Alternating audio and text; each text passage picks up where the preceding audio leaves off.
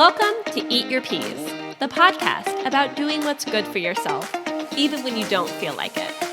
I'm Lily Rachels, and I'm serving up bite-sized growth principles to help you build happier and healthier relationships. Hey guys, welcome back to Eat Your Peas.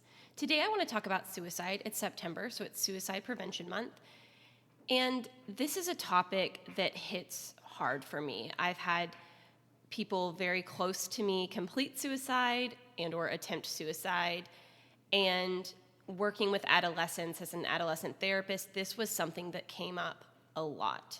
I know with the state of the world right now, suicide is very prevalent. And I think it's very important that we talk about it.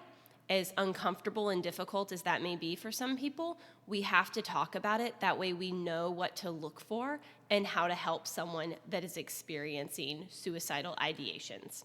And suicidal ideation is a fancy way of saying they're contemplating or thinking about suicide. So what do you look for? What are some warning signs that an individual is thinking about suicide? Number one, they're talking about it. I have been told in the past by people that when someone's talking about suicide, they're not really serious about it. Guys, that is such a myth. That is not true. So if you have that thought in your head, go ahead and just erase it. If someone is talking to you about suicide, take them seriously, because that is often the first thing someone does. When someone completes suicide or attempts suicide, they have almost always given clear signals. We just have to listen for those. So if someone is saying things like, if I see you again, or I'd be better off dead, take them seriously. Another thing people do is they start seeking out lethal means, meaning they might obtain a gun, a knife, pills, something that they could complete suicide with. They might have a preoccupation with death. They might start writing about it or really focusing on it. They'll have no hope for a future.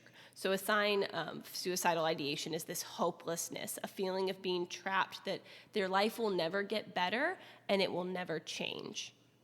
They might have some self-loathing or self-hatred going on, or they might start getting their affairs in order. That could be like giving away their stuff to friends or making a will. They might start saying goodbye to people. They might start withdrawing from others. This is something that was very common in the kids that I worked with, and I think it's something that parents need to always be on the lookout for. If your child's kind of personality suddenly changes, or they suddenly start increasing their isolation from other people, or they have this strong desire to be left alone, this is when you need to start asking questions. Self-destructive behavior such as unsafe sex, reckless driving, drug use, alcohol use, living as if they just have this death wish, and then also a sudden sense of calm. Sometimes when someone has made the decision to attempt suicide, they'll suddenly have this sense of calm and happiness about them after they've shown signs of being extremely depressed. So what can you do when someone is suicidal? The first thing is to be yourself. Show concern. It's not about having all the right things to say and coming at them in a very therapeutic, scientific way. It's about being there for them. And the best thing that you can do is to offer hope. Reassure them that this is temporary. These feelings that they're experiencing, they will pass at some point. And let them know that they're important to you and you care about them. What you're doing is you're opening that door in that very, very dark room saying, hey, there's a way out of here. Take that person seriously. If someone comes to you and they say, I am so depressed, I can't go on, or I just want to go to bed and never wake up again, take them seriously and allow them to share. Allow them to talk about it. One of the best things you can do is to listen and let them tell you what's going on. Let them share those thoughts that they've been keeping to themselves for so long. And then things not to do. Do not argue with a suicidal person. Do not act shocked. Do not lecture them on the value of life. Do not tell them that suicide is wrong. And please avoid saying things like, your suicide will hurt your family, or you need to snap out of it, or you have so much to live for. These things are very harmful to say. Again, your job is to offer hope, support, and listen. And next, do not promise confidentiality. This is not a situation where you can promise someone that you will not say anything. Because if someone is having strong suicidal ideation, you have to speak up so that you can get them the help they need. Do not offer ways to fix their problems. This is not time for you to give advice and tell them that this is what they need to do. This is when you need to listen. I want you to think of it as, here's the problem, and here's how it's hurting your friend. And you need to focus on how it's hurting your friend.